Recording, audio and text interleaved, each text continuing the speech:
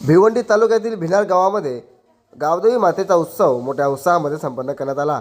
यावेळी उत्सवानिमित्त हबप जितेंद्र महाराज पाटील यांच्या कीर्तनाचे आयोजन देखील करण्यात आले होते।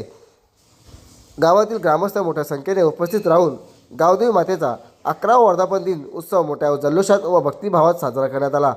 यावेळी मोठ्या संख्येने गावातील ग्रामस्थ, महिला वर्ग तसेच ज्येष्ठ नागरिक मोठ्या संख्येने उपस्थित होते। गावातील सर्व ग्रामस्थांनी मोठ्या संख्येने गावदेवी मातेचे दर्शन घेऊन महाप्रसादाचा लाभ घेतला आहे। यावेळी काही उपस्थितांनी आपले मनोगत देखील व्यक्त केले। कृष्ण हरी या भिनार गावामध्ये अग्निमातेचा गावदेवीचा उत्सव दरवर्षी संपन्न होत असतो आणि यावर्षी सुद्धा सर्व गावातील मंडळींनी एकत्र येऊन हा उत्सव संपन्न व्हावा या अनुषंगाने सर्वांनी ते प्रयत्न केले। खरं तर कालपर्यंत तरी हा उत्सव होईल की नाही हा मोठा प्रश्न होता, पण ज्याप्रमाणे पांडवांनी एका रात्रीत मंदिर उभं केलं, अगदी त्या प्रकारे हा उत्सव एका रात्रीत या पोरांनी तयार व्हावा किंवा ती जागा तयार व्हावी आणि तो उत्सव देवीचा व्हावा या अनुषंगाने एका दिवसामध्ये या उत्सवाची तयारी केली। मग या गावातील सर्व तरुण वर्ग असेल, महिला वर्ग असेल, पुरुष वर्ग असेल, एकत्र आल्यानंतर हा उत्सव संपन्न होत आहे आणि एकट्याचा नव्हे खेळ मनवून मेळ जमविला। सगळे एकत्र आले की हा उत्सव संपन्न होतोय आणि आनंदाने उत्साहाने हा उत्सव संपन्न होत असताना का देवीचा उत्सव संपन्न करावा? 33 कोटी देव आहेत, पण त्या 2 देवांपैकी आपल्याकडे 2 देव मुख्य मानले जातात। कोणते? कलौ चंडी विनायका, भगवान गणेश आणि भगवान शक्ती या 2 देवता अशा आहेत की कलियुगामध्ये सगळ्यात प्रभावी देवता आणि लवकर प्रसन्न होणाऱ्या या देवता आहेत। आणि त्याच अनुषंगाने या गावावर ज्यांचा आशीर्वाद आहे अशी असणारी गावदेवी, त्या गावदेवीचा उत्सव व्हावा या अनुषंगाने या कार्यक्रमाचं उत्तम नियोजन भिनार ग्रामस्थांनी केलेले आहे। पुन्हा पुन्हा भिनार ग्रामस्थांना द्यावे तितके धन्यवाद थोडे आणि थांबतो। रामकृष्ण हरी। सर्वांना प्रथम जय हरी। क्षेत्र या भिनार गावामध्ये आपण पाहिलं असेल, आजूबाजू परिसरामध्ये आपला भिवंडी तालुका असो, ठाणे जिल्हा असो, आपला हा आगरी समाज वसवलेला आहे या ठिकाणी। आणि आज पाहिलं तर सर्व ठिकाणी या धार्मिक कार्यक्रम जे आहेत ते प्रत्येक गावामध्ये रुजलेला आहे। आणि असा हा या ठिकाणी क्षेत्र भिनार या गावी आपण पाहिला असेल, अखंड हरिनाम सप्ताह सुद्धा या तरुण वर्गाने या भिनार गावातील सर्व ग्रामस्थांनी 2 वर्ष झाली, आता यंदा मला वाटतं 3रा वर्ष असेल, या ठिकाणी भागवत कथेचं आयोजन, कीर्तनांचं आयोजन, असे अनेक धार्मिक कार्यक्रम या ठिकाणी होत असतात मंदिरामध्ये, मारुतीच्या मंदिरामध्ये। तो सुद्धा एक गावाचा कार्यक्रम आहे।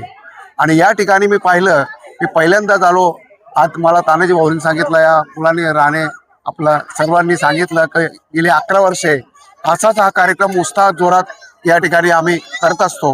पण खरोखर इवल्याचे रोप लाविले द्वारे त्याचा वेलू गेला गगनावरी, असा हा याला जसा फुलं आलेत त्याचा इतका मोठ्या प्रमाणात या ठिकाणी कार्यक्रम होतो की या ठिकाणी गोरसेचा हरिपाठ झाला, त्याच्यानंतर आता आपण पाहिलं कीर्तन, आणि अनेक लोक भाविक या परिसरातून या ठिकाणी दर्शनासाठी या गावदेवीच्या अग्निमातेच्या दर्शनासाठी येत असतात आणि आपल्या या धार्मिक कार्यामध्ये सहभागी घेतात। खरोखर या गावकऱ्यांना धन्यता द्यावी तेवढी कमी आहे, कारण असे कार्यक्रम आयोजन करायला फार मेहनत असतं आणि आता देवाशिवाय पर्याय नाही। हल्ली आपण पाहिलं तर अनेक पिढ्या माणसाचं आयुष्य कमी झालेलं आहे। पिढा असो, आजारपण असो, प्रत्येक ठिकाणी बघतो आपण, कारण हा जन्म पुन्हा नाही। म्हणून आपल्याला जर तरुण जाण्याचा असेल, तो मार्ग जर मोकळा करायचा असेल, तर या असे कार्यक्रम प्रत्येक गावात व्हायला पाहिजे।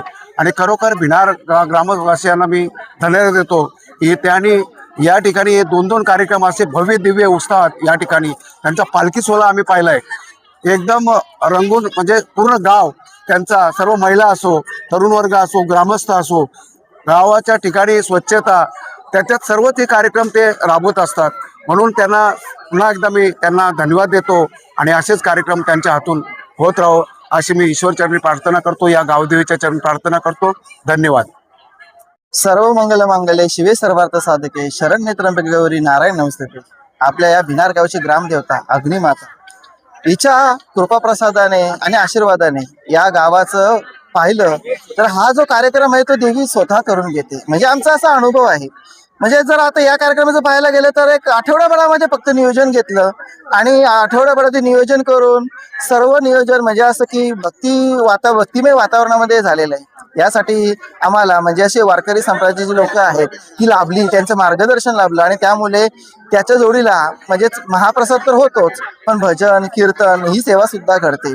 अग्निमाता देवी ही आपल्या भिनार गावची ग्रामदेवता आहे आणि ती सर्वांचे रक्षण करते. आणि हे सर्व करत असताना तरुण मंडळीचा विशेष म्हणजे सहभाग असतो. आणि तुम्हाला इथे दिसून येईल की इथे सर्व एकत्र खेलीमेलीने राहतात आणि एकत्र हा दिवस साजरा करतात आणि जणू काही एक मोठा उत्सव समारंभ साजरा होत असतो. आणि सर्व ही देवीचीच कृपा आहे. आणि त्यामुळे हा जो भक्तिमय वातावरण आहे हा दिवसेंदिवस आणि वर्षानुवर्षे कार्यक्रम जसं वाढत जातो तसं वाढत आणि प्रफुल्लित होत चाललेला आहे. जर पाहायला गेलं तर गावाचा म्हणजेच काय की पूर्णपणे सहभाग असतो.